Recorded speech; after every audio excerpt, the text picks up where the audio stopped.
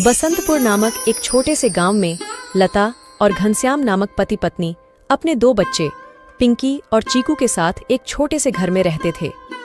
घनश्याम सेठ धनीराम के यहाँ खेतों में मजदूरी का काम करता था और लता गांव के एक बंगले में खाना और साफ सफाई का काम करती थीं।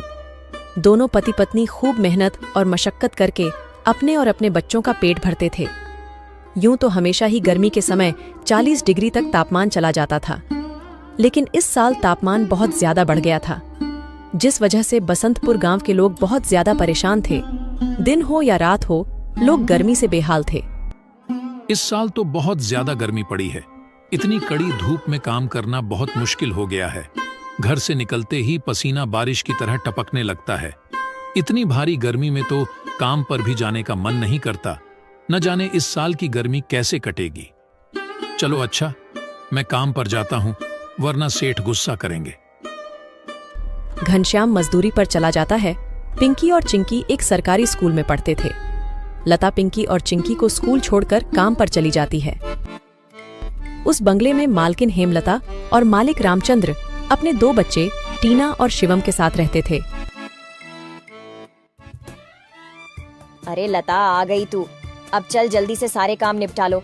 पता है ना, शिवम की बर्थडे पार्टी है, तो सारे काम 4 बजे से पहले ही हो जाने चाहिए। और हाँ, इसके बाद तुम घर सजाने में भी मेरी मदद करोगी, ठीक है? ठीक है मालकिन, मैं पहले जाकर घर के सारे काम निपटा लेती हूँ। इसके बाद घर को सजाने में मैं आपकी मदद करूँगी। ऐसे लता घर के सारे काम करने के बाद हेमलता की घर को सजाने में मदद करती है। हेमलता और लता मिलकर पूरे घर को अच्छी तरह से सजा देते हैं। अच्छा मालकिन, मैंने घर के सारे काम निपटा दिए हैं और पार्टी की सारी तैयारी भी हो गई है, तो अब मैं घर जाती हूँ। हाँ ठीक है, लेकिन पता है ना तुम्हें, आज शिवम की बर्थडे पार्टी है, तो तुम शाम को 7 बजे अपने बच्चों के साथ पार्टी में आ जाना। और हाँ, मुझे तुम्हारी थोड़ी मदद की भी जरूरत होगी। ठीक है मालकिन, मैं शाम के समय बच्चों के साथ यहाँ आ जाऊंगी। ऐसा कहकर लता घर चली जाती है और दोनों बच्चों को तैयार करके शाम को 7 बजे पार्टी में आ जाती है। पार्टी बहुत ही शानदार होती है। लता के बच्चे इतना बड़ा घर देखकर कहते हैं, अरे यार चिंकी, यह घर कितना बड़ा है और कितना सुंदर है। बाहर कितनी गर्मी है, फिर भी इनके घर के अंदर कितना ठंड लग रहा है। पिंकी और चिंकी की बातें शिवम सुन लेता है और वह उनसे कहता है, अरे ये घर ठंडा इसलिए लग रहा है क्योंकि हमारे घर में हर कमरे में एसी लगा हुआ है। ओह, मतलब कि एसी लगाने से घर बहुत ठंडा हो जाता है। दीदी, हम भी अपने पिताजी को अपने घर में एसी लगाने के लिए बोलते हैं ना, हमारे घर में भी बहुत ठंडा लगेगा। चलो बच्चों, इधर आओ, केक काटने का टाइम हो गया है। जब केक काटने लगता है तो पिंकी और चिंकी एसी की ठंडी ठंडी हवा खाते खाते शिवम के कमरे की तरफ चले जाते हैं और शिवम के कमरे के बाहर खड़े होकर एसी की ठंडी ठंडी हवा का मजा लेने लगते हैं। एसी की ठंडी ठंडी हवा खाते खाते वह दोनों कमरे के अंदर चले जाते हैं। दीदी, यह कमरा तो सबसे ठंडा है, इसमें कितनी ठंडक है। और दीदी, यह देखो, यह बिस्तर कितना सुंदर है, बिल्कुल मखमल जैसा। दोनों बेड पर बैठ जाते हैं और ठंडी ठंडी हवा का आनंद लेने लगते हैं। देखते ही देखते 15 मिनट बीत जाते हैं और आराम करते करते कब दोनों की आंख लग जाती है, उन्हें पता ही नहीं चलता। इतने ही देर में अचानक से शिवम की बहन टीना कमरे में आ जाती है। वह पिंकी और चिंकी दोनों को शिवम की बेड पर लेटा देखकर जोर से भड़कती है। ये दोनों मेरे कमरे में क्या कर रहे हैं? माँ इधर आओ, देखो ये दोनों मेरे बेड पर क्या कर रहे हैं। टीना की आवाज सुनकर हेमलता कमरे में आती है। तुम दोनों अभी के अभी मेरे बेड से उठो। पिंकी और चिंकी हेमलता की आवाज सुनकर जग जाते हैं। लता भी हेमलता की आवाज सुनकर भागी भागी चली आती है। क्या हुआ मालकिन? आपकी बहुत जोर से नीचे आवाज आ रही थी। क्या हुआ? ये पूछ, क्या नहीं हुआ? ये देख नहीं रही तू? तेरे बच्चों ने अपने गंदे मेले बदबूदार कपड़ों से मेरा पूरा बेड गंदा कर दिया। तेरे बच्चों ने एसी देखा नहीं कि सोने चले मेरे बेड पे। हद होती है यार। मैं तो तेरे बच्चों को इसलिए बुलाया था कि इनका भी थोड़ा मन लग जाएगा। इन्होंने कभी ऐसी पार्टी लाइफ में देखी नहीं होगी, ये भी देख लेंगे। पर ये तो अपनी औकात ही भूल गए। ये हमारा घर है, कोई धर्मशाला नहीं कि कोई भी भिखारी हमारे कमरे में आ जाएगा और आकर के सो जाएगा। तू अभी के अभी अपने बच्चों को लेकर निकल यहाँ से। और हाँ, कल से काम पर भी आने की जरूरत नहीं है।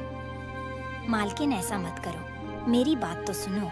बच्चे नादान हैं। मैं वादा करती हूँ आगे से ऐसा दोबारा नहीं होगा। यह मेरी आखिरी भूल समझकर माफ कर दीजिए मालकिन। मुझे काम से मत निकालिए मालकिन। इस काम के सहारे तो मेरा घर चल रहा है। ये तेरी सर दर्द है। अब तू यहाँ पर काम नहीं कर सकती। अब तू अपने बच्चों को ले और यहाँ से निकाल। हेमलता लता और उसके बच्चों को घर से बाहर निकाल देती है और आगे से काम पर आने को भी मना कर देती है। अब लता के पास कोई काम नहीं था। घर का सारा भार अब घनश्याम के कंधों पर आ गया था। हे भगवान, आज तो खाना बनाने के लिए आटा भी नहीं है। अब मैं आटा कहाँ से लाऊं? मेरे पास तो अब और पैसे भी नहीं है। और जो तनख्वाह घनश्याम जी को मिली थी वह सब घर खर्चे में खत्म हो गए। मेरा क्या है? मैं तो पानी पीकर भी सो जाऊंगी, पर बच्चों को क्या? भूखे पेट इन्हें नींद कैसे आएगी? आ गए आप। घर में राशन खत्म हो गया है। आज खाने में कुछ नहीं बना है। कोई बात नहीं, खाना आज मैं अपने साथ लेकर आया हूँ। सेठ जी के यहाँ पर आज दावत थी तो उन्होंने कुछ खाना बच्चों के लिए भी भिजवा दिया है। ऐसे उस रात तो वह सभी खाना खाकर सो जाते हैं। अगली सुबह लता फिर से अपनी मालकिन हेमलता के घर जाती है और उससे थोड़े पैसे उधार मांगती है। मालकिन, मेरे घर में खाने के लिए एक अनाज का दाना भी नहीं है। कृपया आप मुझे थोड़े से पैसे उधार दे दीजिए। तुझे देने के लिए मेरे पास कोई पैसे वैसे नहीं है। मैंने तुझे पहले ही काम से निकाल दिया था, फिर तेरी यहाँ आने की हिम्मत कैसे हुई? जा निकल यहाँ से और आइंदा यहाँ पर अपनी शक्ल मत दिखाइयो। हेमलता की कड़वी बातें सुनकर लता घर वापस जाने लगती है। तभी उसे रास्ते में एक पोस्टर दिखाई देता है। उस पोस्टर को देखकर लता वहीं रुक जाती है।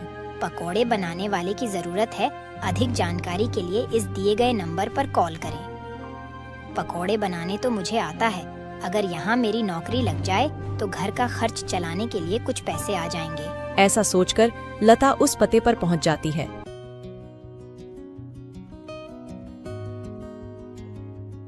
भैया, मैंने आपका पोस्टर देखा। आपको किसी पकोड़े बनाने वाले की जरूरत है? हाँ, जरूर तो है। तुम पकोड़ा बना लोगी। क्या तुम्हें पकोड़े बनाने आते हैं? हाँ, सब मुझे कई तरह के पकोड़े बनाने आते हैं, जैसे मिर्च का पकोड़ा, पालक का पकोड़ा, पनीर का पकोड़ा और भी कई प्रकार के पकोड़े मुझे बनाने आते हैं। तो ठीक है, तुम आज से ही काम पर लग सकती हो। ऐसे लता पकोड़े बनाने वाले के साथ काम पर लग जाती है और ग्राहकों को पकोड़े सर्व करने लगती है। ऐसे ही शाम हो जाती है और रमेश के सारे पकोड़े बिक जाते हैं। चलो, आज तो सारे पकोड़े बिक गए। आज तो तुमने पकोड़े सिर्फ सर्वे किए हैं, लेकिन कल से तुम्हें पकोड़े बनाने भी होंगे। हाँ साहब, मैं बहुत ही स्वादिष्ट पकोड़े बनाना जानती हूँ। तो ठीक है, ये लो आज के काम के पैसे। 300 रुपए लेकर लता सबसे पहले राशन की दुकान पर जाती है और वहां से राशन का सामान खरीदकर घर आ जाती है। घर पहुंचकर लता सबसे पहले बच्चों के लिए खाना बनाती है और उनको परोसती है। चिंकी, पिंकी, आ जाओ खाना खा लो। इतने में घनश्याम भी वहां आ जाता है और लता घनश्याम को अपने नए काम के बारे में बताती है। इस तरह सारे मिलकर खुशी खुशी खाना खाते हैं। अगली सुबह लता बच्चों को स्कूल छोड़कर वापस काम पर चली जाती है। दुकान पर पहुंचकर लता पकोड़े बनाती है। लता के बने हुए पकोड़े ग्राहकों को बहुत पसंद आते हैं। लता के बने हुए पकोड़े खाकर ग्राहक पकोड़े की बहुत तारीफ करते हैं। उनको आज के बनाए हुए पकोड़े कल से भी ज्यादा अच्छे लगे। रमेश भाई, तुम्हारे आज के पकोड़े का तो कोई जवाब ही नहीं। इससे स्वादिष्ट पकोड़े मैंने आज से पहले इस होटल में कभी नहीं खाए। आखिर आज ऐसा क्या मिलाया है इन पकोड़ों में जो इतने स्वादिष्ट बने हैं? आज तो मैं एक और प्लेट खाऊंगा। मेरे लिए एक एक्स्ट्रा प्लेट पकोड़े लगा दो। ऐसे रमेश अपने ग्राहकों के मुंह से पकोड़े की तारीफ को सुनकर लता से कहता है, लता, तुम्हारे हाथ में तो जादू है। तुम्हारे हाथों के बने पकोड़े खाकर ग्राहक एक एक एक्स्ट्रा प्लेट पकोड़े खा रहे हैं। तुमने तो कमाल ही कर दिया। आखिर ऐसा क्या मिलाया है इन पकोड़े में जो ग्राहक इतनी तारीफ कर रहे हैं? साहब जी, कुछ खास नहीं मिलाया है, बस थोड़े से नमक मिर्च मसाले बराबर मात्रा में डाले हैं, बस। ऐसे रमेश के आज के पकोड़े बहुत जल्द ही खत्म हो जाते हैं। आज तो पकोड़े बहुत जल्द ही खत्म हो गए। कल से हमें और ज्यादा से ज्यादा पकोड़े बनाने होंगे। और हाँ, अब हमारी पकोड़ों की सेल और ज्यादा अच्छी होने लगी है, इसलिए कल मैं दुकान में एसी लगवा रहा हूँ। इससे ग्राहक भी एसी की ठंडी ठंडी हवा में पकोड़ों का मजा लेंगे और हमारे पकोड़े की सेल और ज्यादा बढ़ेगी। तुम क्या कहती हो? साहब, विचार तो बहुत अच्छा है। अगले दिन रमेश अपनी दुकान में एसी लगवा लेता है और जैसा उसने सोचा था वैसा ही हुआ। एसी लगने के बाद रमेश के दुकान पर ग्राहकों की संख्या बढ़ जाती है। ग्राहक ठंडी ठंडी हवा में बैठकर पकोड़े खाने का आनंद उठाते हैं। ऐसे रमेश के आज भी सारे पकोड़े बहुत जल्द ही बिक जाते हैं। शाम के समय जब लता घर वापस आती है और वह चिंकी और पिंकी को आपस में बातें करते हुए सुनती है। दीदी, उस दिन पार्टी में कितना मजा आ रहा था ना। कहाँ हम उस दिन एसी की ठंडी ठंडी हवा खा रहे थे और कहाँ आज हम इतनी गर्मी में बैठे हैं। काश हमारे घर में भी एसी होती तो हम भी अभी एसी की ठंडी ठंडी हवा खा रहे होते। इतने में लता अंदर आ जाती है। अरे चिंकी और पिंकी, तुम दोनों क्या कर रहे हो? तुम दोनों ने अपने स्कूल का होमवर्क किया? चलो जल्दी से अपना अपना होमवर्क कर लो। मैं खाना बनाने जा रही हूँ। इसके बाद खाना खाकर जल्दी सो जाना। कल तुम्हें सुबह उठकर स्कूल भी तो जाना है ना। ठीक है माँ, हम स्कूल का काम करके आते हैं। ऐसे दिन बीतते जाते हैं और लता के हालात पहले से ठीक होते जाते हैं। ऐसे ही एक दिन सुबह लता काम पर जा रही होती है, तभी उसे भंगार की एक दुकान दिखती है। उसे दुकान पर कई सारे सामान थे, जैसे कूलर, पंखा, फ्रिज, एसी इत्यादि। लता का ध्यान उस दुकान में रखे पुराने एसी की तरफ जाता है। वह उसे बहुत पसंद आता है। वह उस दुकानदार से बोलती है, भैया, ये एसी का क्या दाम है? मात्र 10,000 रुपए की है। 10,000? ये तो बहुत ज्यादा है। ज्यादा नहीं, ये तो बहुत कम है। ये सेकंड हैंड एसी है। अगर नई एसी खरीदने जाओगी तो 30,000 से कम की नहीं आएगी। अच्छा ठीक है, पर ये सही से तो चलती है ना? हाँ, बिल्कुल सही से चलती है। अगर 6 महीने से पहले ये एसी बंद हो जाती है तो इसकी सारी रिपेयरिंग की सर्विस बिल्कुल फ्री होगी। ठीक है, लेकिन इसका सही सही दाम लगाओ। मैं इसके 8,000 दूंगी। अगर तुम्हें देनी है तो मुझे ये ऐसी 8,000 में दे दो। ठीक है, बताओ कहाँ लगानी है। लता उस आदमी को अपने घर लेकर आती है। वह आदमी लता के घर पहुंचकर एसी को लगा देता है। एसी चालू करते ही ठंडी ठंडी हवा घर में फैलने लगती है। बच्चे भी इस ठंडी ठंडी हवा का मजा उठाते हैं। वह दीदी, क्या मजा आ रहा है। एसी की ठंडी ठंडी हवा, ऐसा लग रहा है जैसे बर्फ की चादर ओढ़ ली है हमने। इतनी कड़ी गर्मी में ये ठंडी ठंडी हवा बर्फ की चादर जैसी लग रही है। घर में एसी के लगते ही बच्चे बहुत खुश हो जाते हैं। घनश्याम भी घर पर आ जाता है। ओह, आखिर तुमने बच्चों की इच्छा पूरी कर ही दी। कैसे ना करती भला। बच्चे तो आखिर मेरी जान है। इनसे बढ़कर मेरे लिए कुछ भी नहीं। एसी लग जाने की वजह से बच्चे बहुत खुश होते हैं और लता की कमाई भी अच्छी होने लगती है। लता के बने हुए पकौड़ों की वजह से रमेश के दुकान पर ग्राहकों की भीड़ लगी रहती थी। इससे रमेश खुश होकर लता की तनख्वाह बढ़ा देता है। थोड़े दिन बाद घनश्याम भी सेठ धनीराम के यहाँ मजदूरी छोड़कर लता के साथ पकोड़े बनाने लगता है। दोनों को रमेश काफी अच्छी सैलरी देता था, जिससे उनका घर खर्च काफी आसानी से चल जाता था। बच्चे पूरी गर्मी ऐसी की ठंडी ठंडी हवा में गुजरते हैं और इस तरह वह लोग अपना जीवन खुशी खुशी जीने लगते हैं।